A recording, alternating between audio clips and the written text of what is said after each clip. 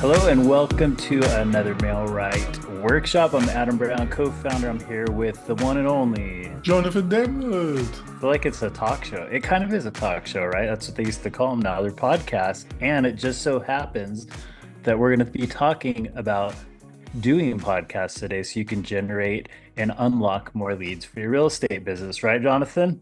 Surely are, Adam. Yes. And so we basically want to just give you some of the strategies and tips and tricks so that you can get better engagement. Even use them for SEO, which is what we also do with these. And besides trying to help you grow your business. So, ready to jump into this, or you have anything else to say before we jump into it?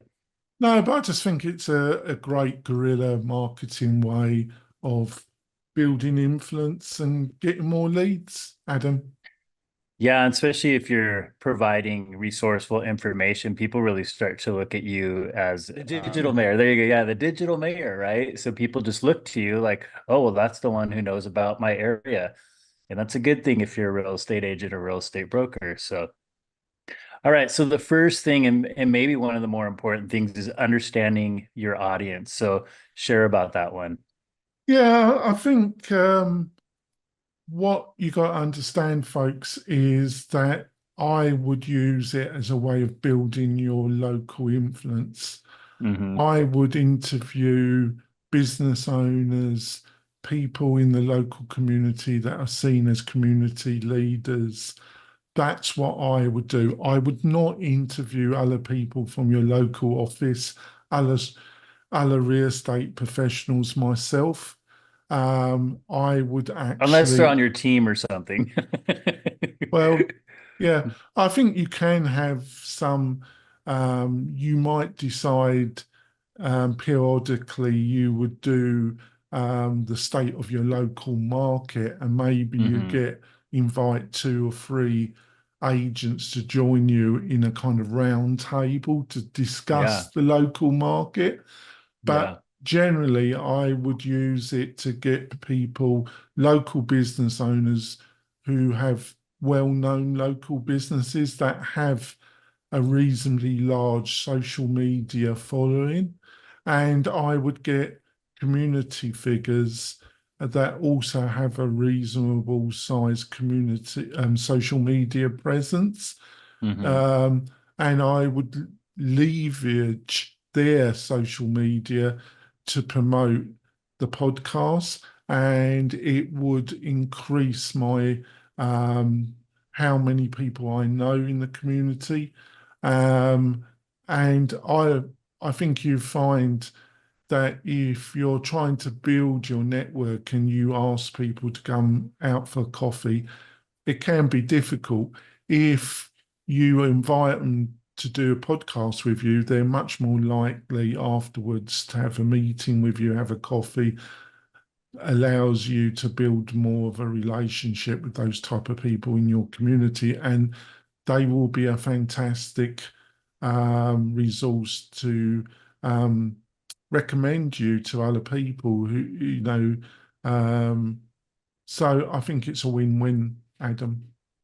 Yeah. And don't forget the little guys, the new businesses that are starting that you are seeing them do well on their social media. So those are ones where you can kind of grow with them and pay it forward. So they'll be super appreciative when you're, doing fun interview podcast type media and then, tagging them and including them and promoting them. So yeah, just shows you're the digital mayor of your area and know what you're talking about and you know the people. So it's good. All right. So second part is planning your podcast strategy. What's that mean? Well, I think you might have visions of you going to people's offices and doing it face to face. Technically, that will be a little bit more difficult in the kind of equipment that you're going to initially have to invest in, and the Hmm. logistics of it are going to be um, more difficult.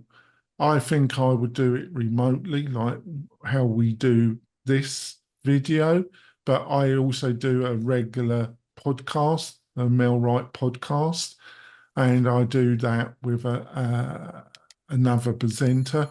and we do it remotely. Logistically, it's going to be a lot easier to do it. There's never a good time. I think because you're a real estate agent, you've got to have a certain degree of flexibility, but you've got to have, I would set up a calendar and I would have a fixed time. I would do it early in the morning, really, and send that link to people that I would invite for interview, but just make it clear if this particular time, and I'll give them a couple of days, like Mondays or Tuesdays and Wednesdays at 7 a.m. Right. Hmm.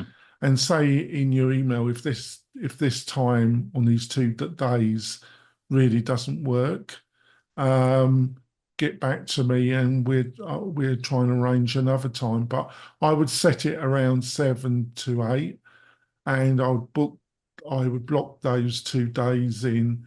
I'll try and do the podcast every week or every second week. Um, and you're just going to find it's at the beginning of the day, it's before all hell breaks loose. Hmm. Um, you can get it done in about half hour to 40 minutes. Doing it through Zoom or StreamYard or Riverside, there's a number of really cheap, reasonably priced platforms that you, a lot of people are doing a audio video podcast, um, and they publish the audio on iTunes or Spotify, but they also publish the podcast on their YouTube channel, and you can share it with your guests. And if they and you can there's ways of getting it chopped up, and you can give those smaller videos to the people you're interviewing, and they can share the content on their social media platforms. They'll probably be delighted to have content which they can share. So Yeah. it's another win-win, Adam. Yeah, and like I was trying to think, depending on the business, make sure they're comfortable with the time. Because if, you know, say 7 in the morning and you're trying to do it at a coffee shop, like that's probably not going to work, and it's probably going to stress the person out. The audio is going to be pretty bad, which we're going to talk about next. So, maybe even ask them, hey, what's a really good time where if it's an on location type of a situation where you're using your phone and doing audio mics from your phone or things like that. So just be strategic, send them the 3 to 5 questions you're going to be asking, give a good behind the scenes look at what they're doing, how are they helping and building in the community too. And yeah, I just think those are good things to be looking at and planning for with people that you want to Yeah, interview and do podcasts with. if you don't schedule like a couple times and let somebody Hmm. book a Tuesdays at 7 a.m., Wednesday at 7 a.m. If you just have an open calendar, you're going to what is called pod fade. It's not going to happen. That Did you you say always pod fade? Yes, pod I, fade. I like that. It's a term where most podcasts only last between 3 and 10 episodes. Almost Mm, 70% of people that start a podcast only get up to 10 or less episodes and then they stop. And doing it remotely is going to be much easier for you. yeah. And having a calendar, there's a number of calendar scheduling platforms out there. You Google can, has one now. Did you yeah, know that? no, I didn't Yeah. actually. I think it's going to give Calendly a run for its money. I think I'll Maybe we'll stick do a with it. podcast on Yeah. that. Um, I think Google gets enough. Well, right.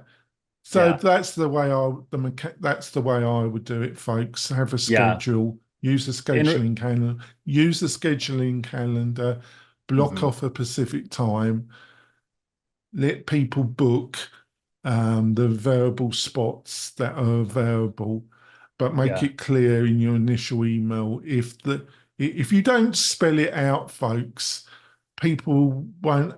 It's quite surprising. They just won't approach you and say, well, 7 a.m. doesn't really work for me. Is there any chance that we might do it? They just won't book. You won't hear anything from them. It's most strange. So everything has to be spelled out.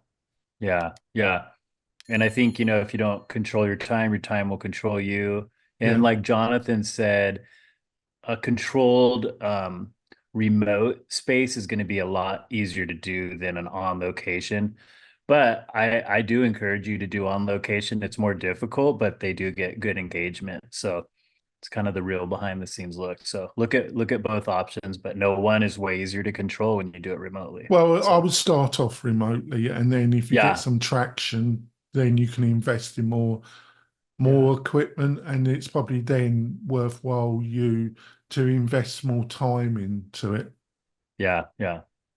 All right. So third is audio equipment, which I like this in I think people don't realize how important audio is to what your video is. And so just keep that in mind and know that the quality of it can actually deter people from even listening to it. If you're out and it's windy or there's fan background noise in the room you're in, or someone starts vacuuming or whatever it is. So just be aware of those things. And I'm sure Jonathan has some really good ideas too. Yeah, the best way, folks, is to start off small. The easiest way to do it is if you followed what I suggested, that you do the interviews using Zoom or Mhm. StreamYard or Riverside and do it remotely. The cheapest way of doing this is to utilize a USB mic. That's a mic that will plug in directly into your PC or Mac, Mhm. and your computer, PC or Mac, will recognize the mic, and it will be an option in your sound controls of your Just plug and computer. play. It's plug and play. Mhm. Sometimes on the PC, you do have to download drivers. That's becoming more rare with like Windows 10 or Windows 11. With the Mac, most of the major is going to be seen on the Mac.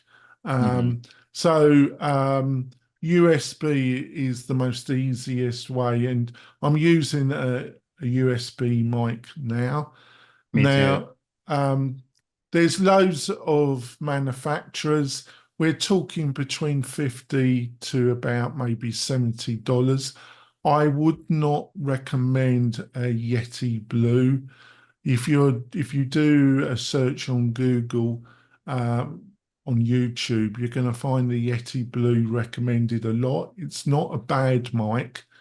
It sells between 130 to 150, but there's much better options At between that price.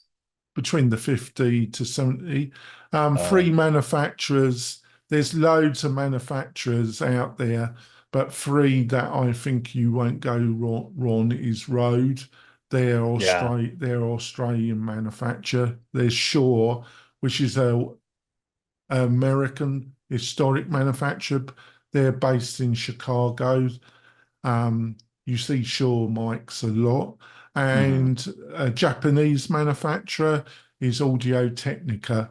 And I'm Mhm. using Audio Technica mic now. And almost all the mics are going to be manufactured in China. And this is the lowest level price between 50 and $70 that you're going to get a reasonable. You can go up to 500 to 1,000 to three to Easily. easily, but Yeah. Just really, start off small, right? well, as you go higher and higher up the mic price, the improvement gets smaller and smaller. And really, Mhm. the investment of that kind of money is only worthwhile for somebody that's a professional, that's Yeah. actually charging quite a lot of money to produce content for people, or that they're charging a considerable amount of money. So that last 20% of quality is necessary as one of the mythologies in why they can charge what they can charge. Mhm. I think I think between 50 and then look at 150 and at a maximum maybe 3 to 500. I think if you go above that, you will get much better mics, but Hmm. in percentage terms, it won't matter. Now, the next one up from the USB, um, where you get a jump from, a lot of people would say you get a jump in quality from a USB, is to use a XLR mic. And XLR, you need an external sound board Hmm. sound controller, and the mic plugs into the sound controller, the amp, um, and the computer, it the sound app plugs into the computer and it's seen by the computer, but the volume and other elements of the sound quality are controlled by the audio amp. Hmm. And it's just seen as a if you do your research on YouTube, most professionals or bedroom musicians or anybody that normally will use an external sound app and their mic will be XLR mic. Hmm. It's the next step up. You have to buy these sound amps. They go from 100 to thousands, but you can get something reasonable for 100, $150. And the mics aren't the XLR mics are no more expensive in the range of prices are similar to USB mics. You can go from 100 up to thousands of dollars. And the Hmm. other way is if you're not going to do your recordings remotely, if you're going to do it um, in person, you're probably going to be looking at wide lapel mics, which is the cheapest way of doing this, Yeah. or you're going to use Bluetooth or Bluetooth mics but you're going to need a audio amp control deck. And Rodeo do they're well known in the video Yeah. audio Rode's good. space. And they do some rodeo decks where you can plug in, and they are big in the Bluetooth mics. So Yeah. they're big in that. They've got a big range of them, but that's when the prices start going up. Um, Yeah. the cheapest ways to do it remotely and to use a USB mic. It used to be painful because a lot of people didn't have any decent audio equipment themselves that you were interviewing. But because of COVID-19, a lot of people were working from home and they were having to do a lot of video conferences. So they went out and bought a reasonable USB mic. Yeah. So people are normally got some reasonable equipment at home or in their office. Yeah. So the problems of doing it remotely have been reduced quite a bit, Adam. Yeah. And if you want to kind of take that next step beyond the basic, like Jonathan was saying with the XLR, Zoom actually makes really good these audio recording devices where you can plug in um, the RCA jacks or the XLR. So check Zoom out with those.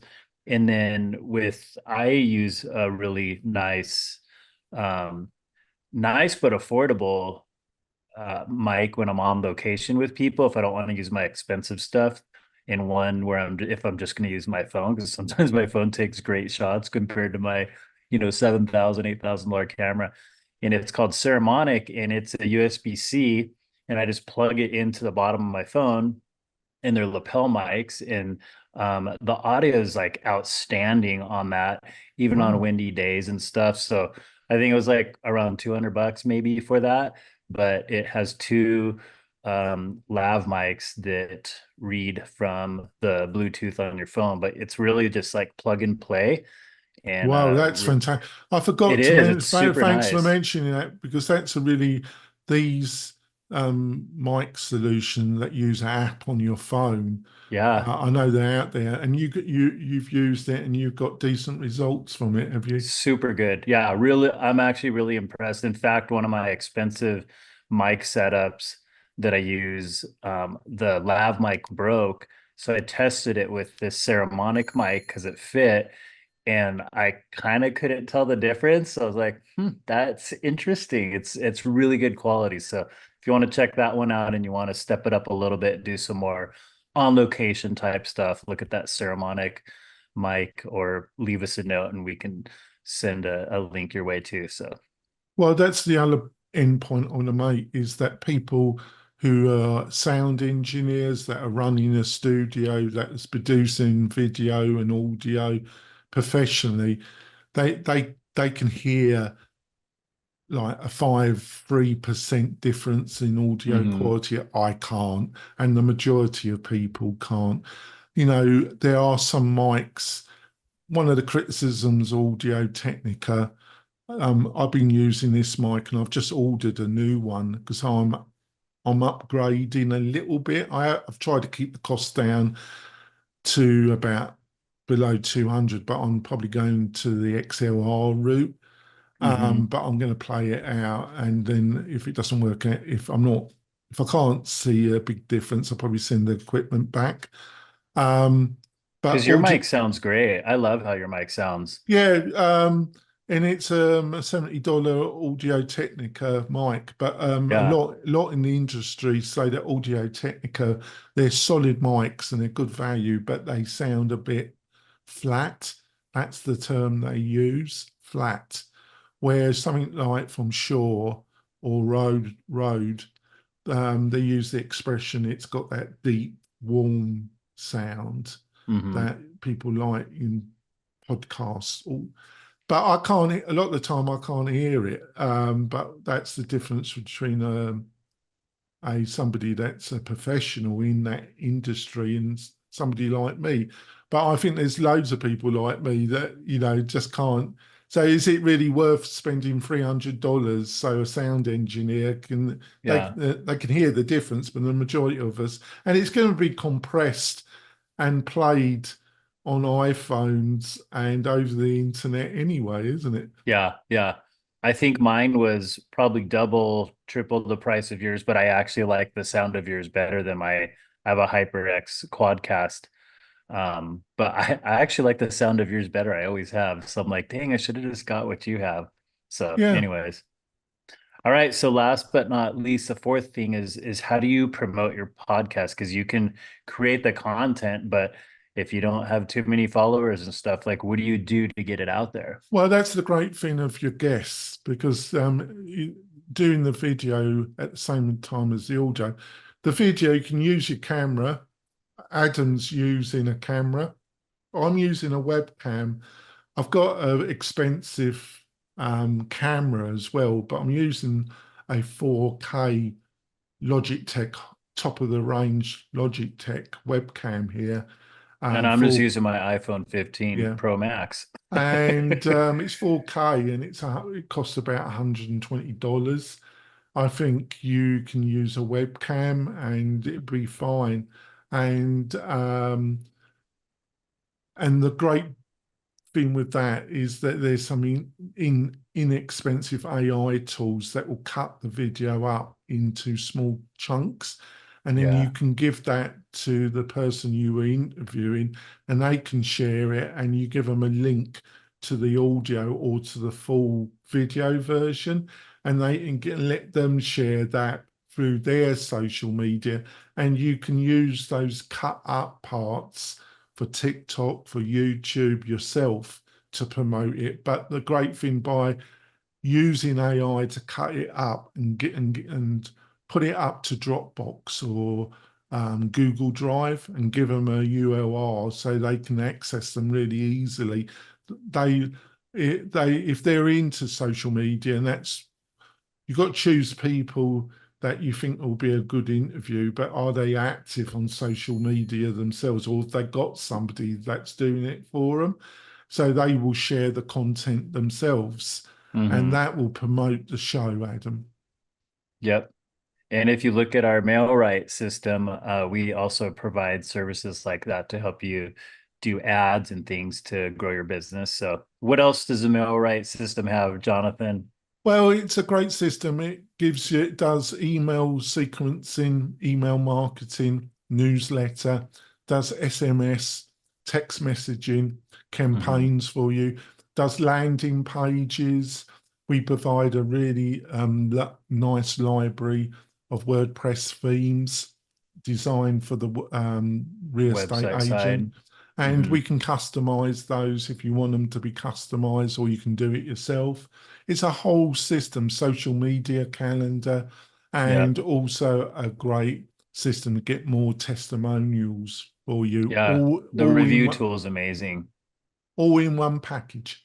Yeah, yeah. And your website can have an IDX feed. There's a lot of options, and it's uh powerful but simple way to not just throw your information and market out there, but once you do that, how do you retain these leads? How do you feed these leads? How do you do these drip campaigns? That's where the system comes in handy. And then we also give you a good place for them to land on a nice website that also kind of helps generate and feed these leads once you're doing the other work like podcasts and stuff. Yeah, So it's designed to use Facebook to generate leads to your website, and we provide the tools that you can do that yourself, or you can yeah, hire us to run those Facebook campaigns for you. So you've got a lot of choice. yes, yes.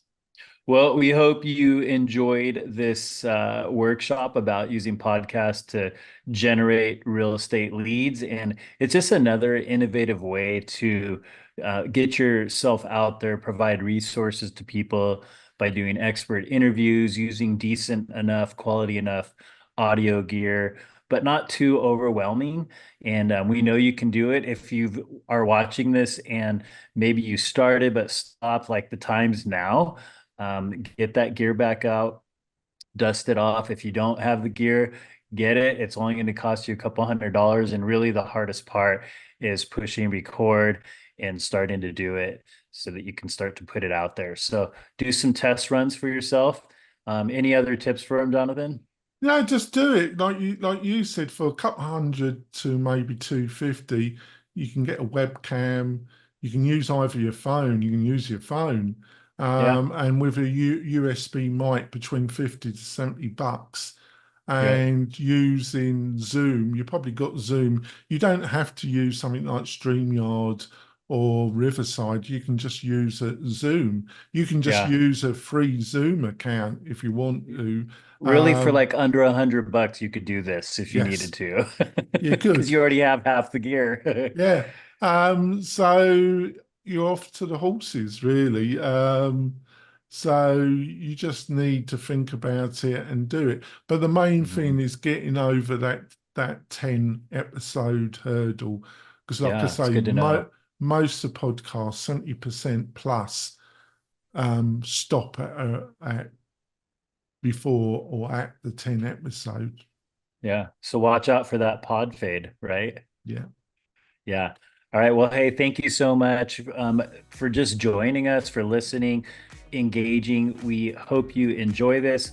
Leave us comments if you're doing stuff that's working or if you're having challenges with things. Let us know what those are. We'd love to try to help guide you through those things. Also, don't forget to give us a thumbs up on this video. Smash that subscribe bell so you get notified when we have our free workshops loaded. And yeah, have a great rest of the week. Thanks for joining us, and Jonathan, for you being here too, and for me too, I guess, right? Because it's really fun, and we enjoy doing this with you. So have a great week.